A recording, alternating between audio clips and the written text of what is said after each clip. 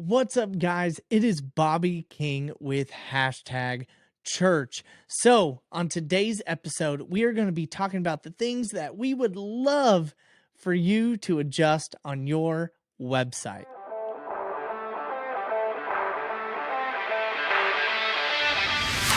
All right, we know in church world that one of the most important pieces of media, of getting out there, of marketing, of being in front of your congregation and your community is your website, which is why it's one of the most important things that you have right going on for your church. So, we wanted to be real simple and give you 5 tips that can help you and your church have potentially a better experience with your website than what you're currently having. Some of these tips will apply to you, some of them won't. Some of them may all apply to all of you. But nonetheless, we are just here to give you some ideas and to potentially increase the likability, the viewability, the functionability of your website. So the very first one is you actually need to look at your website. I know that may sound crazy, but it's also possibly been a minute since you've looked at your site. So I know some of you have integrated event pages and things like that, of where you're only updating the events, or it's automatically updating your pictures from your Instagram, or all of these different things. But for those of you who have not looked at your website in a while, put your eyeballs on your site. It's going to give you, one, just a fresh set of looking at what your church is doing. Apply that mindset of what you're looking at to other sites that you visited, church, non-church. If it's been Best Buy, if it's Apple, if it's Amazon, if it's a local coffee shop, if it's whoever, apply your same mindset that you're looking at your church's website with how these other companies and these other churches and these other organizations have their websites built. So that's first tip. Just put your eyes on your website.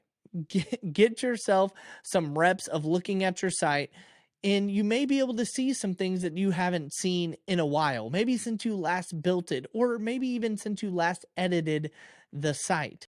Some of you, that may have been longer than others, but put your eyeballs on the site. Okay, the second one has been mentioned by a bunch of different people for a very long time, but it is something that I still see on churches' websites every single day when I'm looking around at churches in my community or churches that are potentially working with us at hashtag.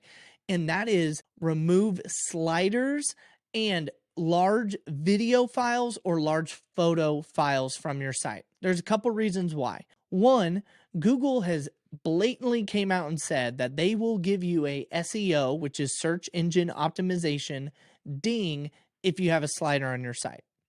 It's for a couple things. One, they know most likely a slider is outdated in design for websites, but also it's very heavy in regards to file size. So you got to think you're putting multiple large photos on the very first thing in the very first page of your website.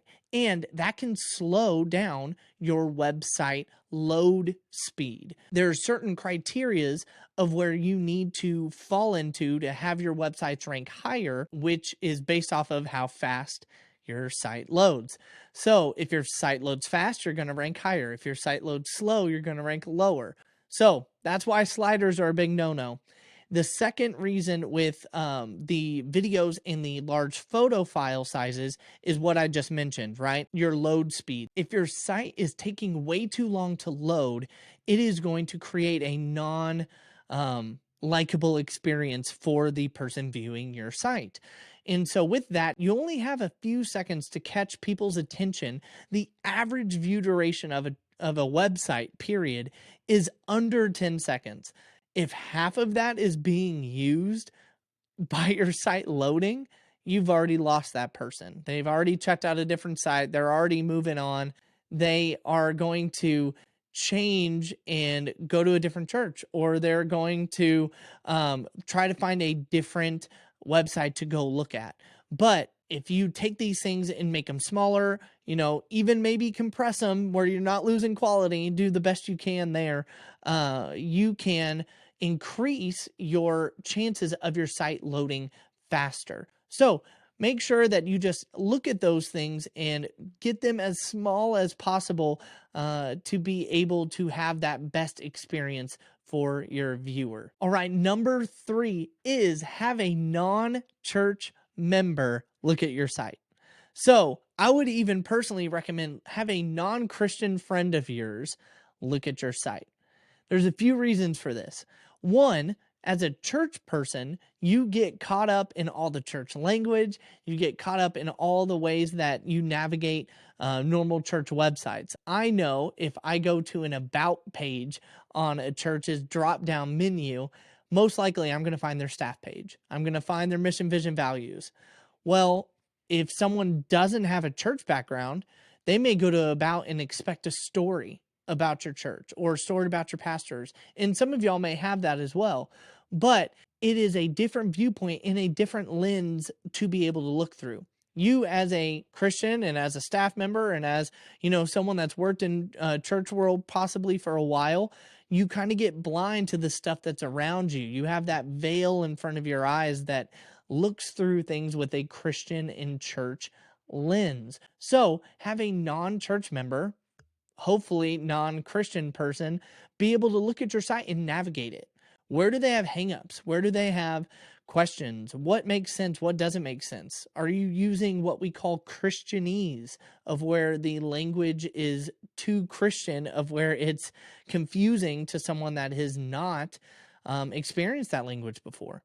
With the mindset that people coming to your website are potentially new people to your city, new Christians even, and they're looking for a church home, you have to apply and make your website angled and focused towards those people. So ideally get a non-church member and ideally a non-Christian to look at your website, navigate all the pages, ask their opinions, give them a rubric sheet to grade you on some of these things, and that will really help your experience for your website. All right, number 4 is one that I know is probably the most difficult to implement, but it is one that can go the furthest in regards to longevity and also being something that is very important for your site. And that is using your own personal church's photos and videos. So if you have a picture of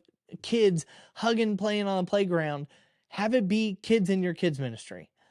If there's a picture of somebody praying and talking about, your praying service, have it be someone that's literally in your praying service.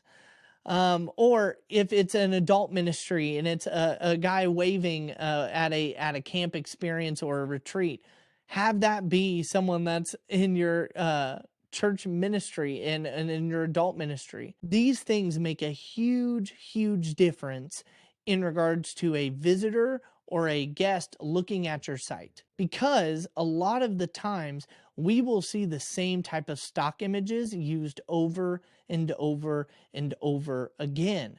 And especially in church world, we are really good at going to Unsplash and going to Pexels and typing in pray, typing in worship, and using the first options that look cool that come up. Well, if you're a person in a city, you just moved there, you're brand new, and you're wanting to get plugged in at a local church, you're checking out all the different websites, there's a chance that you could look at the same exact image on multiple sites, because that's exactly what they've done. They went to Unsplash and they typed in worship. And I can, even if I just describe this, some of y'all will know what I'm talking about, but there's that black and white image, people raising their hands, they're in a movie theater type of style church, and it is a beautiful, beautiful image, which is why it became so popular. But every church has used it, whether you've used it on social media, your website, a newsletter, a bulletin, whatever. Every church in America has probably used that image for something. If you are a new person to the community, a new Christian, and then you're seeing this image on all these different sites, you quickly realize and learn that, oh, that's a stock image. And that's not a good feeling and not a good experience because I'm not able to really see what your church looks like or is represented. So, with that, if you do have to use stock images, let's say it's a new event, let's say it's something that you are trying to put on for the very first time and you don't have any images for it. Well, go to those same amazing royalty-free sites. Make sure they're high res, high quality, with Unsplash and Pexels. Those are great options. Instead of just typing in the first word and then looking at the top ones to come up, these are normally sorted by popularity. So go to the sort button and hit newest. When you do this, you are still going to see amazing high quality stuff. You may not see all of the best, photos and videos, but you will see ones that are brand new. And that is huge and key because you're going to be able to probably have a picture or a video on your site that most other churches do not have. And so with that in mind, you are making an impact onto that person's brain that, hey, this is a different kind of church. I'm not seeing that same black and white image of worship hands going or the prayer hands with in front of the Bible there. These are unique, different pictures and videos when you sort by newest instead of popular. This last one is all about functionality of your website, and that is to create clear paths to what you want the viewer to go to. So, for example, if you want people to plan their next visit coming to your church, have a plan your visit button.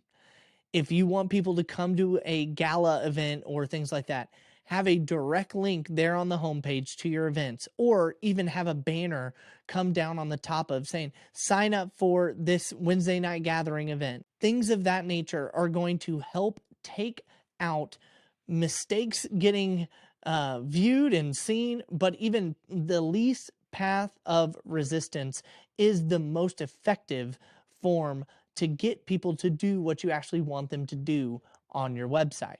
So, for example, if I'm a business and I'm selling a product and I want you to buy a certain product, I may put up a pop-up of where, boom, you get hit right there and it's this brand new backpack that we just released.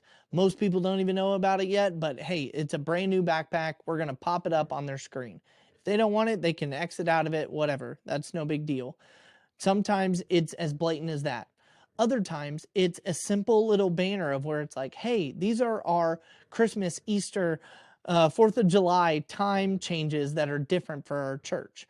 If you want to give them information or to go somewhere, make it the most direct path possible. If it's something that is static, like a planner visit or an events page, make sure that you have those up on your top menu. Don't overload your menu. Don't have 15 things up there on your menu. Really think about and strategically plan what all goes up there. If I were you, I would think a plan your visit, a I'm new, things of that nature would work great up there on your main site. With that in mind, and finally wrapping up, church websites are unique. They are something that half of the industry is going to tell you one thing, half of them are going to tell you the other.